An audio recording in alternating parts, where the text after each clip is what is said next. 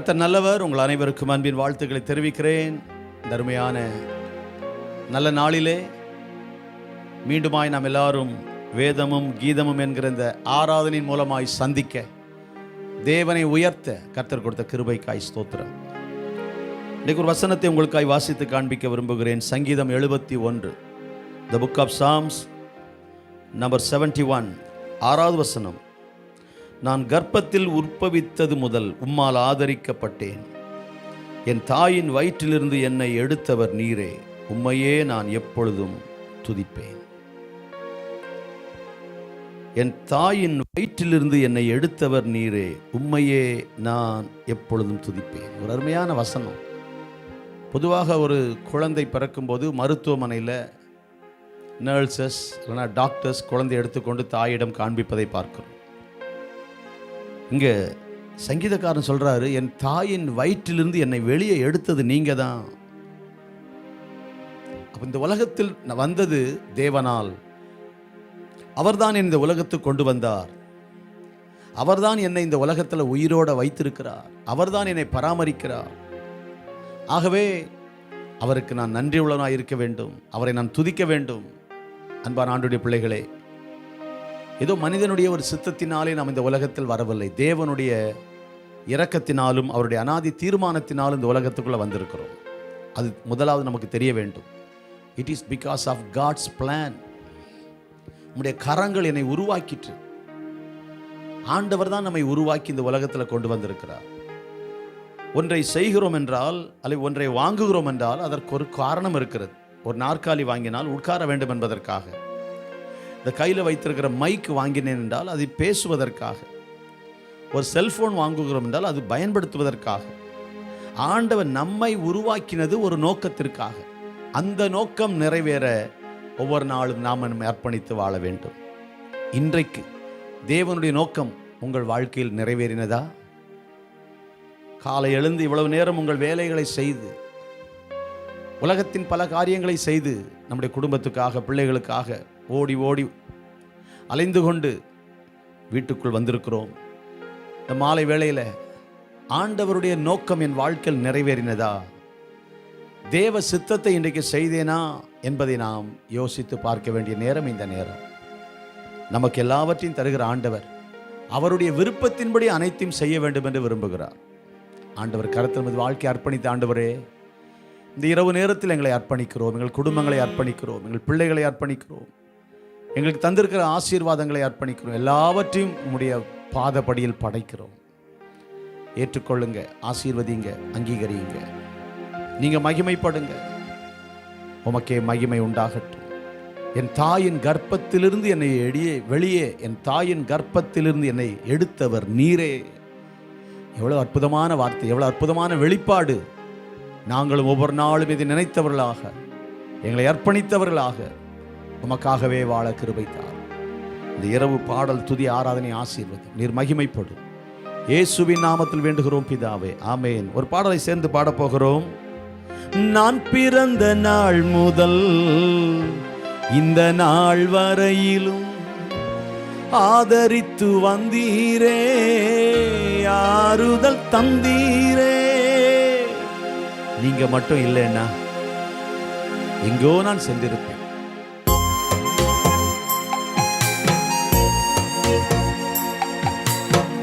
நான் கர்ப்பத்தில் உற்பவித்தது முதல் உம்மால் ஆதரிக்கப்பட்டேன். நான் உள்ள இருக்கும் போதே உம்மால் ஆதரிக்கப்பட்டேன். என் தாயின் வயிற்றில் என்னை எடுத்தவர் நீரே, உம்மையே நான் எப்பொழுதும் துதிப்பேன். எங்க அம்மா வயிற்றுக்குள்ள இருக்கும்போது நீங்க என்ன ஆதரிச்சீங்க. யாராவது இப்படி சொல்லியிருக்காங்களா? வெளியே வந்த பிறகு நமக்கு ஆண்டவர் செய்ததெல்லாம் நம்ம சொல்லி துதிக்கிறோம். ஆனால் எங்க அம்மா வயிற்றுக்குள்ள இருக்கும் போதே நீங்க என்ன ஆதரிச்சீங்க. எவ்வளவு பெரிய வெளிப்பாடு பாருங்க. தர்மையான நாள்ல நீங்களும் சேர்ந்து நானும் இணைந்து சங்கீதக்காரனோடு கர்த்தரை துதிக்கலாமா? நீங்க மட்டும் இல்லைன்னா எங்கோ நான் சென்றிருப்பேன். எப்படியோ வாழ்ந்திருப்பேன். மண்ணுக்குள்ள போயிருப்பேன். மறைந்தே போயிருப்பேன். மறந்தே போயிருப்பார். நீங்க மட்டும் இல்லைன்னா, நீங்க மட்டும் இல்லைன்னா எங்கோ நான் சென்றிருப்பேன், எப்படியோ வாழ்ந்திருப்பேன், மண்ணுக்குள்ள போயிருப்பேன், மறைந்தே போயிருப்பேன், மறந்தே போயிருப்பா. நீங்க மட்டும் இல்லைன்னா,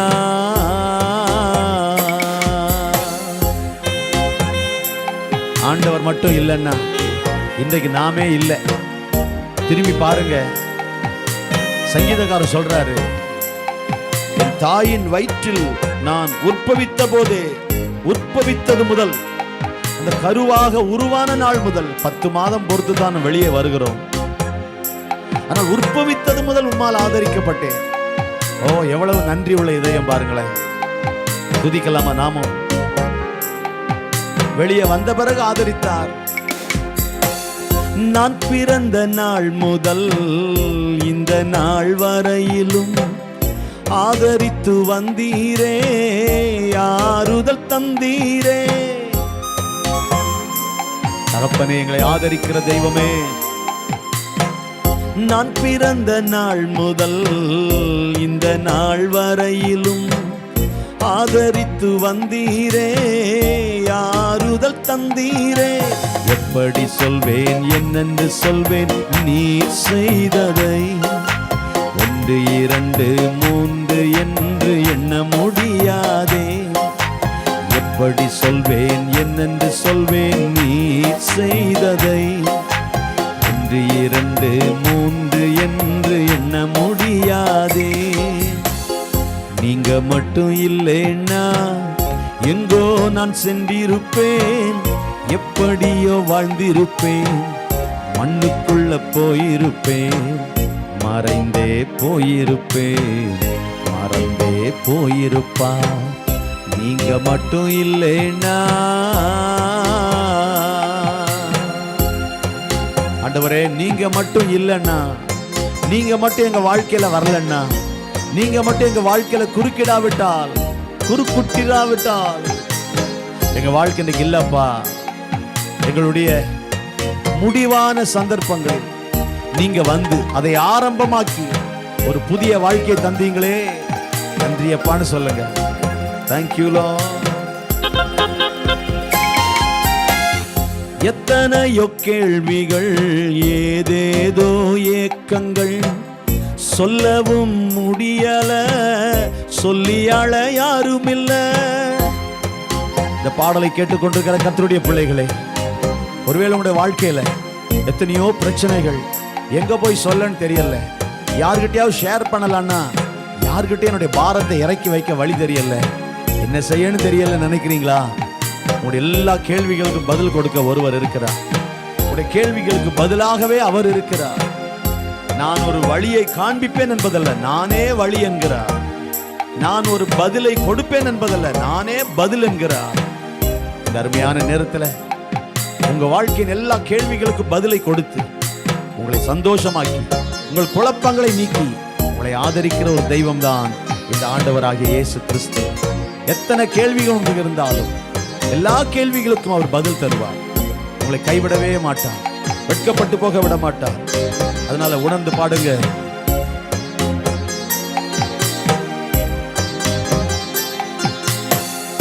எத்தனையோ கேள்விகள், ஏதேதோ ஏக்கங்கள், சொல்லவும் முடியல, சொல்லி அழ யாரும் இல்ல. எப்படி சொல்வேன், எல்லாவற்றையும் நீர் மாற்றினீர், நிம்மதி தந்து நித்தம் நடத்தி வாழ வைக்கிறீர்.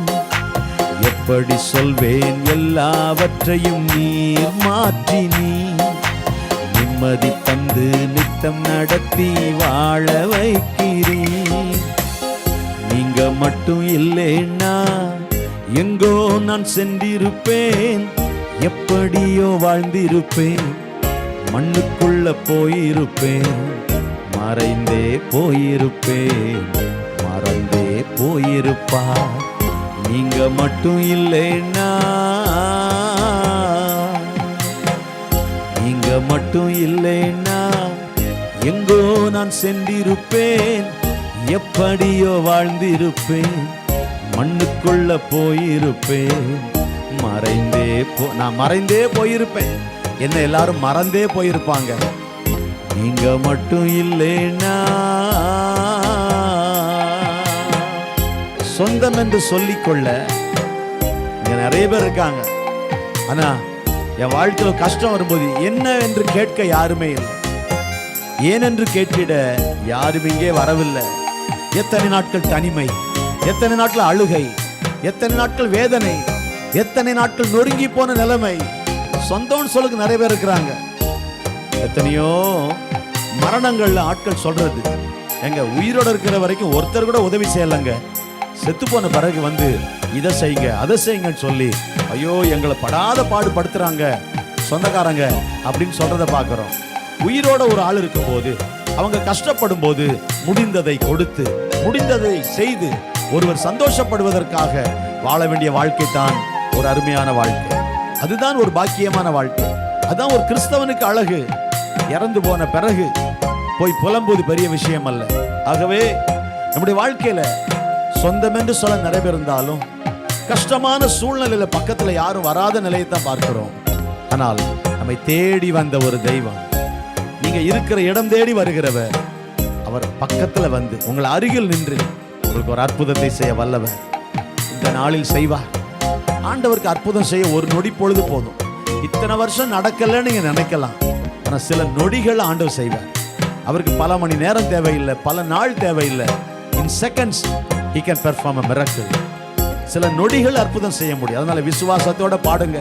பல வருடங்கள் நடக்காதது, பல மாதங்கள் நடக்காதது, ஏன் சில தலைமுறையாய் நடக்காதது கூட சில நொடிகளில் நடக்கும். விசுவாசிங்க. ஏசப்பா நம்புறேன்னு சொல்லுங்க, நிச்சயமா அற்புதம் செய்வார். பாடுங்க இந்த ஒரு சரணத்தை என்னோட சேர்ந்து. Thank you Lord. சொந்தம் என்று சொல்லிக்கொள்ள யார் யாரோ இங்கு உண்டு, ஏனென்று கேட்டிட யாரும் இங்கே வரவில்லை.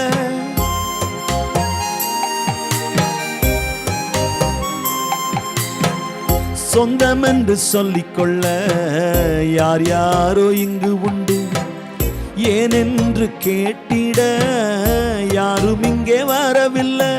எப்படி சொல்வேன் என்னையும் தேடி நீர் வந்ததை, தோளின் மீது சுமந்து கொண்டு நடத்தி வருவதை. அவர் பக்கத்துல வர்ற தெய்வம் மட்டும் இல்ல, உங்களால நடக்க முடியல, அவர் சுமக்கிற தெய்வம். எப்படி சொல்வேன் என்னையும் தேடி நீர் வந்ததை, தோளின் மீது சுமந்து கொண்டு நடத்தி வருவதை. எப்படி சொல்வேன் என்னையும் தேடி நீர் வந்ததை, தோளின் மீது சுமந்து கொண்டு நடத்தி வருவதை. எப்படி சொல்வேன் எல்லாவற்றையும் நீர் மாற்றி நிம்மதி தந்து நித்தம் நடத்தி வாழ வைக்கிறீர். எப்படி சொல்வேன் உன்னையும் தேடி நீர் வந்ததை, தோளின் நீ சுமந்து நடத்துகிற தெய்வமே, எங்கள் கேள்விகளுக்கு பதில் கொடுக்கிறவரே. எப்படி சொல்வேன் என்னென்று சொல்வேன் நீர் செய்ததை, 1 2 3 என்று எண்ண முடியாத நன்மைகளை செய்கிறவர். எப்படி சொல்வேன் என்னென்று சொல்வேன் நீர் செய்ததை, 1 2 3 என்று எண்ண முடியாதே. எப்படி சொல்வேன் எல்லாவற்றையும் நீர் மாற்றி எல்லாவற்றையும் கர்த்தர் மாற்றுவார், எல்லாவற்றையும் மாற்றுவார். ஒரு மாற்றத்தை உங்க வாழ்க்கையில தருவார். ஒரு மாற்றத்தை நீங்கள் பார்ப்பீர்கள். பயப்படாதிருங்கள். உங்க வாழ்க்கையில அதிசயத்தை செய்கிறவர் அவர், அற்புதம் செய்கிறவர் அவர், ஒரு விடியலை கொடுக்கிறவர் அவர். உங்க வாழ்க்கையில ஒரு அதிசயத்தை அவரால் செய்ய முடியும். விசுவாசியுங்கள். இந்த நிகழ்ச்சியை பார்க்கிற கர்த்தருடைய பிள்ளைகளே, இந்த ஆராதனையில் கலந்து கொண்டிருக்கிற தேவனுடைய பிள்ளைகளே, ஒரு மாற்றம் உங்கள் வாழ்க்கையில வரும், ஒரு மாற்றம் வரும். எஸ்தர் 9:1 படி காரியம் மாறுதலாய் முடிந்தது. ஒரு மாறுதல் வராதா என்று எதிர்பார்க்கிற உங்க வாழ்க்கையில ஒரு மாறுதல் வரும். இயேசுவை நம்புங்கள். நமக்காக உலகத்தில் அவதரித்த, நம்முடைய பாவத்தை நீக்க, நம்மை ரட்சிக்க, நமக்காய் ஜீவனை கொடுக்க இந்த உலகத்தில் அவதரித்த நம்முடைய தெய்வம், நம்முடைய தெய்வம் பரிசுத்த தெய்வம், அற்புதமான தெய்வம் ஆண்டவர் இயேசு. அவரை விசுவாசியுங்கள், அவர் மேல் நம்பிக்கை வையுங்கள். எப்படி சொல்வேன், எல்லாவற்றையும் நீர் மாற்றி நீ நிம்மதி தந்து நித்தம் நடத்தி வாழ வைக்கிறீ. ஒரு புது வாழ்க்கை உங்களுக்கு தருவார், பாதையை உங்களுக்கு உருவாக்குவார். பயப்படாதீங்க, அவர் செய்வார். விசுவாசி. ஆமென்.